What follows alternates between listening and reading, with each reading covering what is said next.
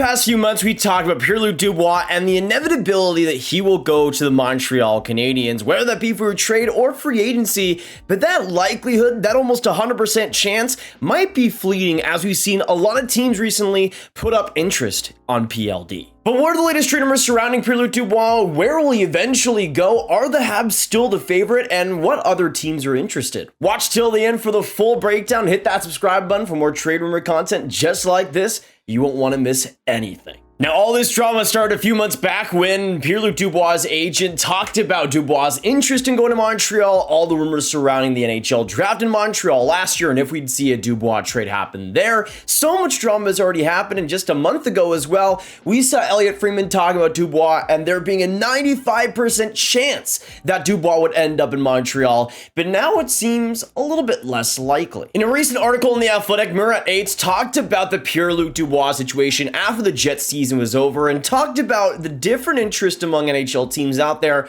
on acquiring him, potentially even this offseason. We talked about Dubois a lot before, but this is a player that can still be a top 2 quality C, and again, will be turning 25 this June, so still pretty young all things considered, but 3rd overall by the Blue Jackets, traded to the Jets, and you see what especially he was able to do this last season. In 73 games, got 27 goals, 36 assists for 63 points. It was a major part of that Jets offense, and in the playoffs as well, got 4 points in 5 games. Not amazing, but also about what he was at in the regular season, but a player who's going to be probably a 65, 70 point guy consistently and can bring that solid play driving, especially when he's committed to a team. He can be pretty solid wherever he goes. And when you look at the regular season and his points per game, it's sitting on 0.70, and when you look at the playoffs point per game, it's an 0.68. Not that much of a drop off, and again, he's still 25 years old, has already made the playoffs 5 times, so there's a lot of experience there too. Now let's go back to this article, and this is a mailbag for Murat Yates, and he's talking about a bunch of different situations and also answering a bunch of questions and going back to the main topic, one of the main topics in this article surrounding Hellebuyck and Pierre-Luc Dubois as well.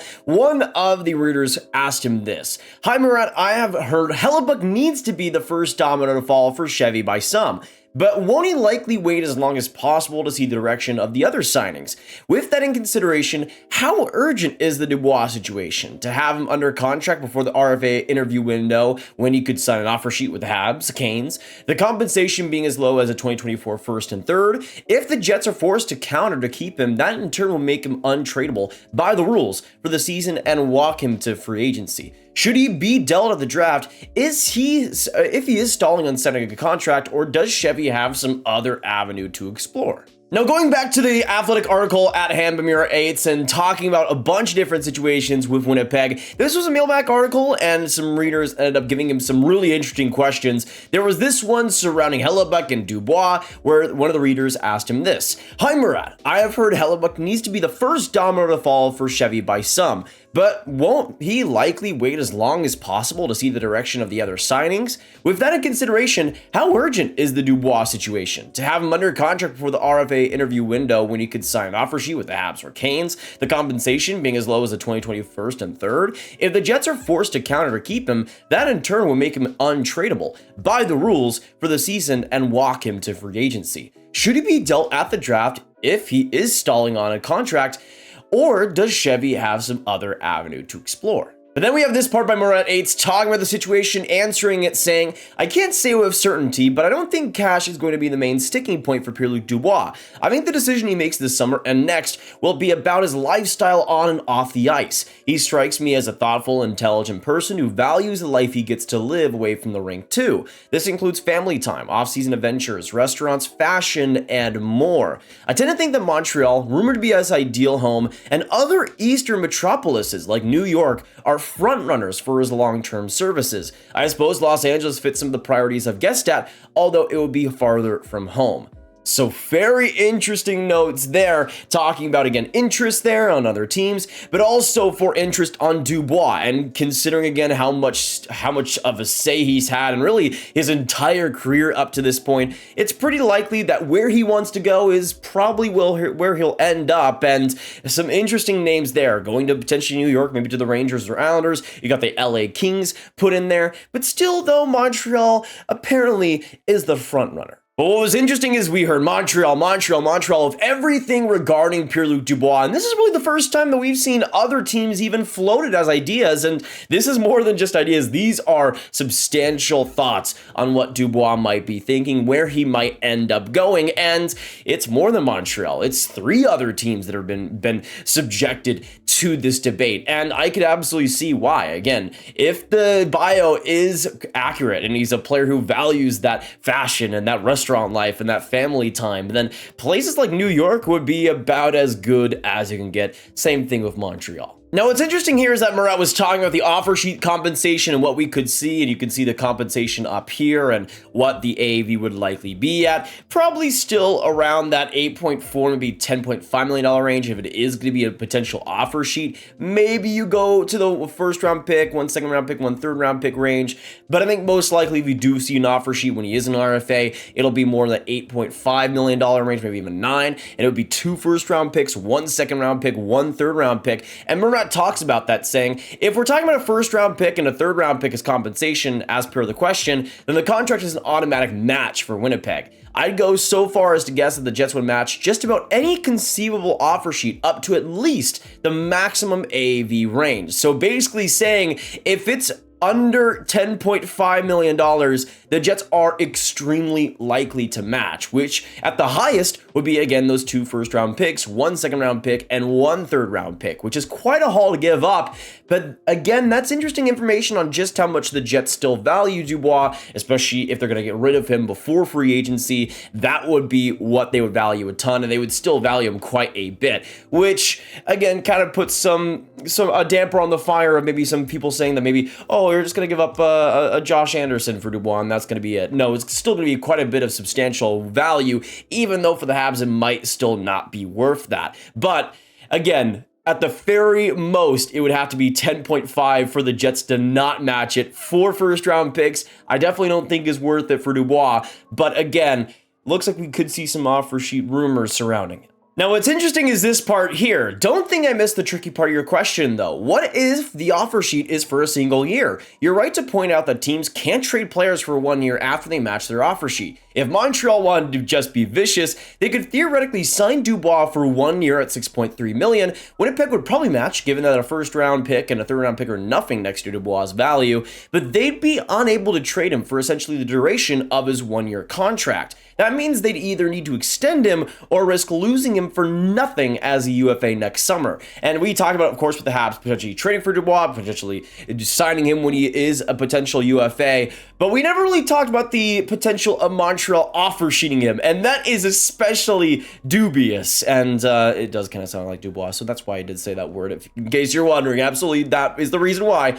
But they could absolutely do that, sign him for that offer sheet, knowing that Winnipeg would still match, and almost get the guarantee that he won't be traded anywhere else. And if I'm Montreal, it might be something that I kind of pull up my sleeve, especially if you, again, have a little bit of confirmation, have a little bit of knowledge that if Dubois does go to free agency, he will be preferring your team. If you're the Montreal Canadiens, you can make sure that nobody else is able to trade for him, and I think that's a little bit sneaky. I kind of like it. And then there's some more notes as well on Dubois saying, to me, this means that it's extra important for Winnipeg to sort out Dubois' future by the draft in Nashville on June 28th. The draft, of course, will be a good time to get picks for a player like Dubois if the Jets have to move him under any circumstance. It gains importance if teams out there are willing to make the vicious play you suggest in your question. I double-checked with Puckpedia and was told there's no minimum term on offer sheets. 1 year is completely viable, so your suggested move is valid. And of course, I'm sure Jets fans would want Dubois to sign long-term, put all this talk to an end. As I wrote last week, I agree with you. Dubois is a decision that needs to be made sooner, partly because it could impact the 2024 UFA class led by Hellebuyck, Scheifele, and Blake Wheeler. So a lot of news, a lot of info on the Winnipeg Jets side, and what they could be thinking as well regarding Pierre-Luc Dubois, and again, the urgency that might be there with Dubois. It seems like there might be a chance that we know Dubois' future by that draft. If he isn't traded, then I feel like there's a little bit of scenarios here. Maybe they do get Dubois extended, and that's all wrapped up. But let's say they don't. Let's say they don't trade him, they just keep him after the draft. that might just mean the end of Dubois' time in Winnipeg. And even though it wouldn't be 100% confirmed, because there obviously would still be time to sign him, it does mean that there isn't as much traction as initially thought. And again, regarding Dubois already going out from Columbus, I feel like that would be the worst case scenario for Winnipeg. And just like Murat mentions, of course, with the draft, if you're going to get picks, now is the time to do it. And I feel like for Winnipeg, that urgency might be a lot more than we thought. I mean, we were talking about Dubois being an offseason thing, whatever that might happen, maybe even the next year type of thing. But it seems like it'll be even sooner. Within this next month, we could see a Dubois conclusion. And whether that's with Montreal, whether that's with maybe a New York team or maybe even the LA Kings, we'll have to wait and see. But again, if I'm Montreal, I'm making sure nobody else could trade for him. And especially if they know that they don't want to give up the picks, don't want to give up the prospects to get Dubois in a trade, and know they have at least a solid chance, maybe even a 50-50 chance of signing him in free agency. I don't know, man. That's the type of deal I would compensate for if I'm Montreal. That's the type of thing that, even though it'd be slimy and maybe would ruin your relationship a little bit with Winnipeg, that might be a move that Montreal might have to do. But the Dubois situation is getting even more interesting, and I think, again, we will see something, at least an update regarding Dubois' situation by the draft. I mean, we just have to. There's so much talk around it. There's so much fuel to the fire, and Winnipeg knows just how difficult this is and how difficult it is going to be. But they still do have options. They do still have time, even if they don't trade Dubois at the draft. But it is a situation where if they're going to trade for him, now is the time. And if Montreal's going to trade for him, if New York's going to trade for him, now is the time as well. The draft is a huge point in the Dubois talks, and I cannot wait to see how it goes. But let us know, dang it, what do you guys think about Dubois? What do you think is going to happen this offseason? What do you think is going to happen at the draft? Do we see Dubois traded? Where do you think he'll go? And what do you think the Jets will do with Dubois? Do you think that they could match an offer sheet? Do you think the Habs should offer sheet him and make him unable to be traded? Let us know down below. Of course, hit that like button, hit that subscribe button, hit that notification bell, and share the video with all the hockey, Jets, and Habs fans you guys know online. And click on this card up here from my trainer content right on playlist. My name is Nathan. Have a great day, and I'll see you in the next one. Goodbye.